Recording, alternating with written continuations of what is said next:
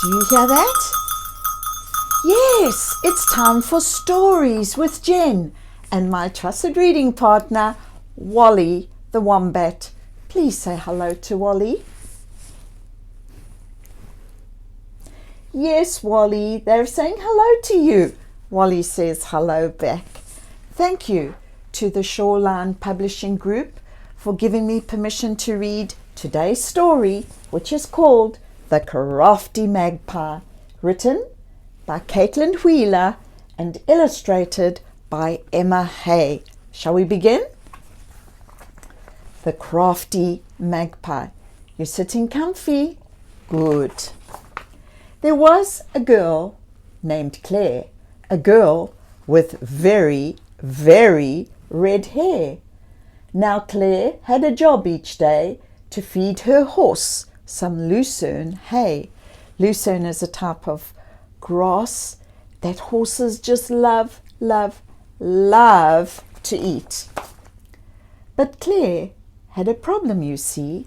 The magpies had finished their pregnancy. That means they've finished laying their eggs. Their nests were filled with an egg or two, and their beaks were sharpened, ready on cue.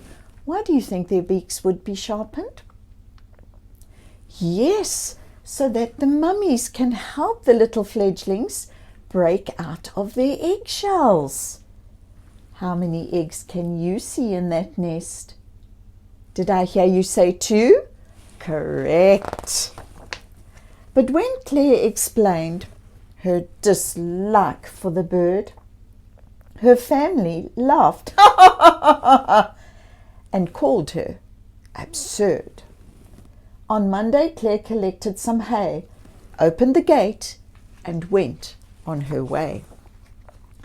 Up in the tree, the magpie stood tall. Then with a twirl, it started to fall. It swooped on down to give her a fright. It hovered above in black and white. Claire got down low. She ducked and she weaved. She flapped her hands high and started to scream. Eek! The magpie squawked, squawk, a wailing sound, as Claire soon gave up and headed homebound. Inside she went, slamming the door. Her family all laughed, a giant roar. Did you see it come down? It is after me. Her family all laughed and said solemnly, Claire, you goose, just take a lead. Swing it up high and the magpie will leave. Claire swung the lead way up high. The magpie still swooped, and Claire did cry.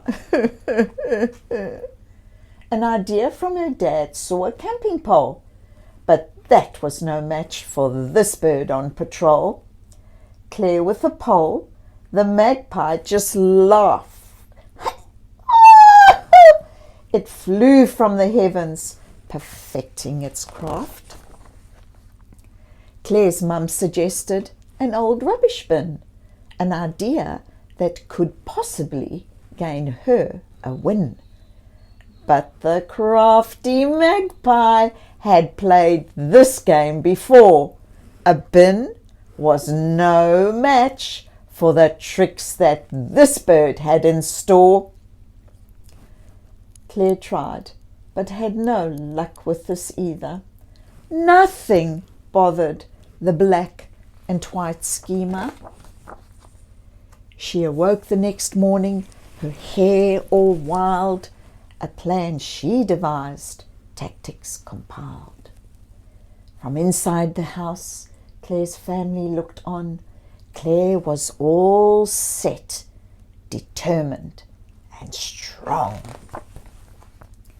She took a few steps out, waiting and watching for those beady eyes to come and start launching.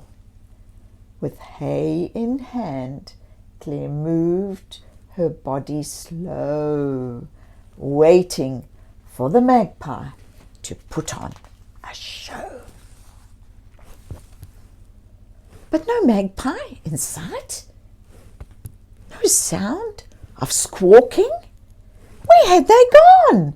Claire thought, walking. She made her way back into her house with a moan.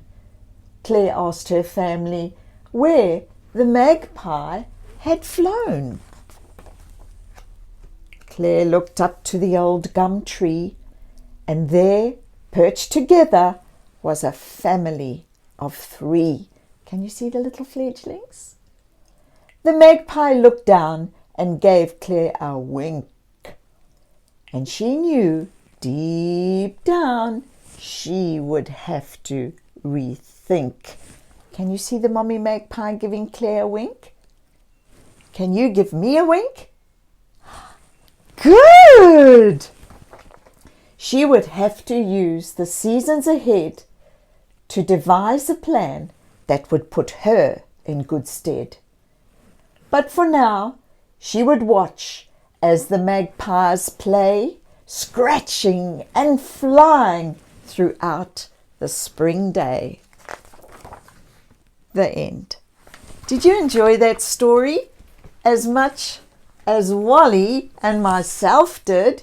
Yes! If you would like to hear more, click on the link below and subscribe to my YouTube channel.